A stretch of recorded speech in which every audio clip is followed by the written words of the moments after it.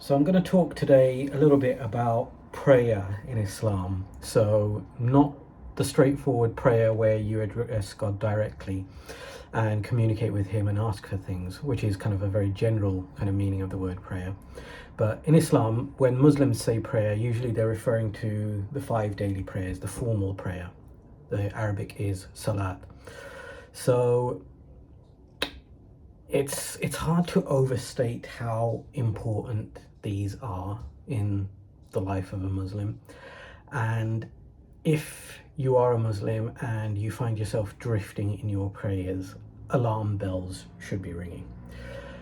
And I mean, even so much as reducing them from the full prayer to the kind of core amount that you're allowed to reduce them to. If you find yourself doing that, alarm bells, just set yourself up so that alarm bells ring when you drift away from prayer. And this is something I think most practicing Muslims will understand when I say that if you allow that to drift, then your whole life starts falling apart. And we know from experience that that is exactly what happens. So as you watch this, if you're a Muslim, let this be a reminder to stay on top of your prayers. There's a saying attributed to the Prophet, peace be upon him, that if a Muslim's prayers are good, in the sense that, they're performed on time and regularly and none are missed out, that kind of thing, then the rest of his actions will be deemed good. And if his prayers are deemed bad, then all of his actions will be deemed bad. That's how serious prayer is. A lot of the time, non-Muslims ask me what the immediate benefits are of this kind of formal prayer, and I say to them, you know how when you're feeling kind of physically gross and yucky because you haven't had a shower in a while, so you go and have a nice hot bath or a shower, and afterwards on the surface of your body you feel nice and clean, right? All clean and tidy, perfect. And I say to them, imagine if you could get that same feeling on the inside. Imagine if you could clear out your insides in the same way. That's what it feels like once you've prayed properly and mindfully. There was a saying in one of Al-Ghazali's books, I can't remember who it's attributed to, but it says 2 rakats of prayer, if performed with full presence and without any distraction in your mind, are enough to have all of your sins forgiven. But of course, that's incredibly hard. It is incredibly hard to have that level of focus and presence and mindfulness. This is where I think Muslims need to incorporate periods of stillness and silence in their lives if you find that you're constantly distracted while you're doing your prayers. And another thing that should ring alarm bells is if the prayer doesn't feel like your default kind of centered state. If you find yourself tearing yourself away from the family, the kids, your job, your work, especially working from home. Now work is everywhere and we can't get away from it. So if you find that those things are kind of getting priority and becoming your default actions and your default state, and you pull yourself away in order to do your prayers and then you jump back into them. So it's kind of like a big elastic band or a bungee rope between you and those other things, and you're pulling yourself away to pray and then you're jumping back into those things and you're on an elastic band. Alarm bells should ring because your prayer should be your default state. God tells us in the Quran that we were created to worship him. So when you are praying, when you are bowing down in prostration and in ruku, you are doing exactly what you were created to do. And if it doesn't feel like this is your default state, then something needs to be done about that and you need to fix it. So incorporate bits of stillness into your life, maybe 5 minutes of sitting in stillness before the prayer just to calm everything down, to calm your mind down. It's only 5 minutes, but people don't do it. So as you're watching this, let this be a reminder to do that. And of course, try and pray all 5 prayers on time. Men are rewarded extra if they pray in the mosque, and women, it's the other way around. Women, it's preferred that they pray at home, and that's where they'll get the maximum reward. When you pray at the mosque, for the men I'm talking about, the reward you get is multiplied many times over. And then there's little things like cleaning your teeth before the prayer, which also multiplies the reward of the prayer many times over. I forget the actual numbers, but you can read Al-Ghazali's books if you're interested in the actual specifics of those things. So yeah, brushing your teeth before the prayer, why not? It only takes a minute or two, and then it multiplies the reward of the prayer, but without needing any more time or effort. Simple things like that. And I think the title of this video is going to be Peace is on the other side of prayer. It's on the other side of prayer.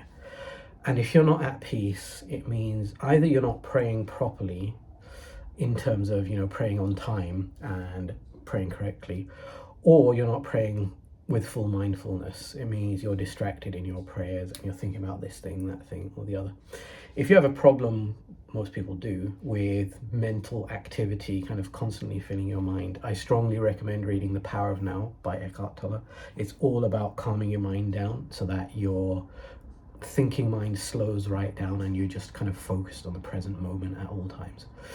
So yeah, I don't know if there's much more to say about this. I mean, I'm sure there's loads, but not much more that I can think about. All I can say is, and if this video is to serve as a kind of note to self for me, I would say don't let the prayers drift, because every time you let the prayers drift, everything else starts to fall apart in your life. The 5 daily prayers, I've realized they're like 5 big tent poles. Like imagine you live in a massive tent and you have 5 big tent poles that keep the tent up. Those are the 5 daily prayers. If you pray all 5 prayers on time in a particular day, everything just kind of opens up, like the day opens up, it becomes vast and expansive, and you find yourself getting incredible amounts done. You find that you've got more energy, and you find that you've got more free time inexplicably. This is an example of the miraculous nature of barakah coming into your life as a result of you taking the prayers seriously, and then barakah just flows. And then before you know it, you get more time and more things done with less effort. And another miraculous thing about the prayers is they only burden you when you don't do them. Like the people who complain, oh, 5 daily prayers, that's too much. Invariably, they're the ones who are not praying. And when you do pray all 5 prayers on time, they barely feel like enough. You feel like, I want more, I could do more, and you should, of course, you should capitalize on that feeling.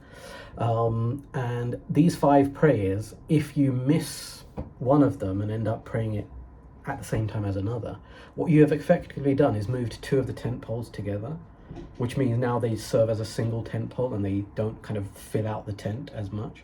And then you can imagine how much worse it gets if you miss all 5. The whole tent falls down on you, and then before you know it, you don't know whether you're coming or going. And that's how it feels to drift away from the prayers. So that's another thing. What else was I going to say about these? Really, that is the main thing. Don't let them drift. Take them very seriously, because they wipe out minor sins. If everything I've said isn't enough of a reason already, the fact that they wipe out all of your minor sins without you needing to even ask for forgiveness, that alone should get you to pray these prayers on time. Also, try not to just pray the Fard alone, because there's already inadequacies in your prayer. Like if you just pray the Fard Darhats, then let's say you're present for 50% of the prayer. That means you've only really prayed half of them, which means you need the extra prayers, the sunnah and the nafil prayers, to really compensate. And I've realized that you don't get the feeling of inner peace unless you pray the entire set of rakats. That's really, really important to do. And also, it reminds me of something Eckhart Tolle said, which is, you're never upset for the reason you think you are. Try this. Next time you feel stressed or anxious or worried about something and you can't put your finger on it, ask yourself, am I praying on time? Because that should always be the first thing. It is the religious equivalent of, have you turned it off and on again, your computer. It is that level of defaultness in its ability to fix things. Just like turning your computer off and on again can fix practically every problem. Similarly, making sure that if you're not praying all 5 prayers on time, in full, with full mindfulness, if that's not what you're doing, and then you've got other problems in your life, forget the problems and fix this. Fix this, and invariably those other problems will be fixed, or they'll just disappear, or they won't bother you as much. there's so many different ways problems can be fixed, and we need to have that humility and pray to God to fix the problems and then see what we can do about them. It's easy to just jump into fixing every problem thinking, oh, it's in my hands, I can fix everything, and if I don't fix it, nobody else will. That's quite an atheistic thought. You know, you don't want to entertain those kind of thoughts. Like, whenever something goes wrong, you want to run to God first and then see what you can do about it. Not only will you be calmer, which means you'll be more efficient and effective at solving the problem, but also you'll be humble enough to be open to the solution coming from any situation. Because otherwise you get so stressed and you get tunnel vision and you start thinking the solution to a problem can only come from one place. And usually you get fixated on that and then you miss problems and, the solutions coming from other directions. So yet another reason to focus on prayer rather than problems. But anyway, I'll leave that there for today. I'm sure there's so many things that, people can add to this, so feel free to put them in the comments. And I'll leave it there and I'll see you next time.